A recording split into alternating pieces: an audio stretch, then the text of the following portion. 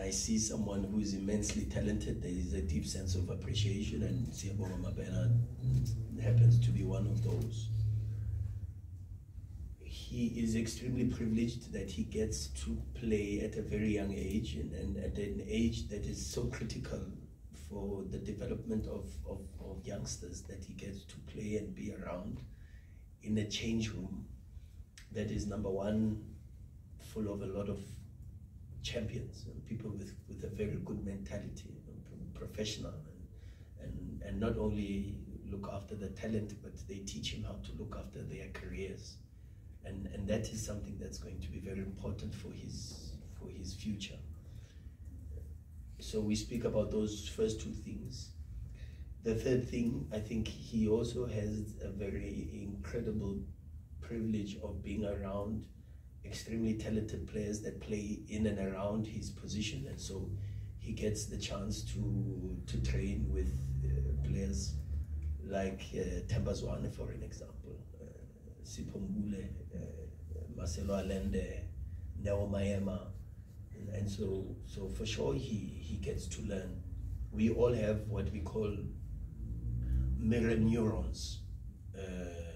Mirror neurons are, if you spend a lot of time with me, you start picking up my gestures, my behaviors, even subconsciously. You start doing things that I do, and that is going to happen with Mokwena for sure. And hopefully, he starts to pick up the good habits from some of the top players that he gets that he's surrounded by. You know, he's surrounded by Peter Shalulile. I mean, he's surrounded by Lucas Ribeiro, and so that's another positive for him. I always plead for a lot of patience with youngsters in South African football. I've seen a lot of youngsters being hyped and praised and amount to not the same level of the potential that they have, and only because maybe there's a saying that I read once a couple of years ago about the curse of the rising star, is that when the shooting star, they say when you see a shooting star, you say a prayer or a blessing, and you ask for something before it disappears. And sometimes that's what happens, is we see the shining star and we marvel at it, and we marvel at it so much, and then all of a sudden it disappears. And that's the danger. We are a country that has immensely talented individuals, but at times we destroy them by over-publicizing them and even exerting even more pressure, because already there's pressure from a societal perspective, where whether we like it or not, there's black tax, and there's the pressure to feed more than just one family and one household.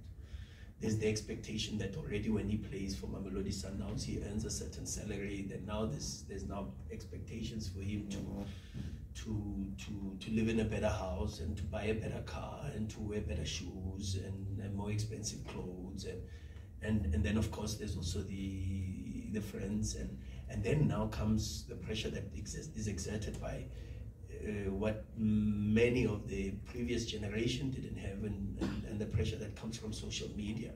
And social media in trying to express a certain lifestyle that may not necessarily be within the means of where the level is in relation to the contract and where the player is.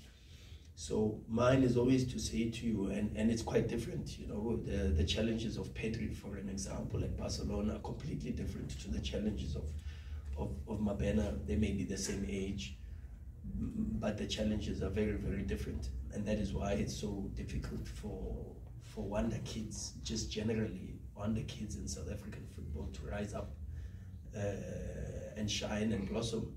In fact, you've got to really be like that flower that grows through concrete. You've really got to push through and show a lot of sacrifice and discipline to get to that level. And hopefully we can assist Mokwena in that space, because it's not only about just the qualities that you possess as a football player, and the potential that you potentially have in relation to what you can fulfill.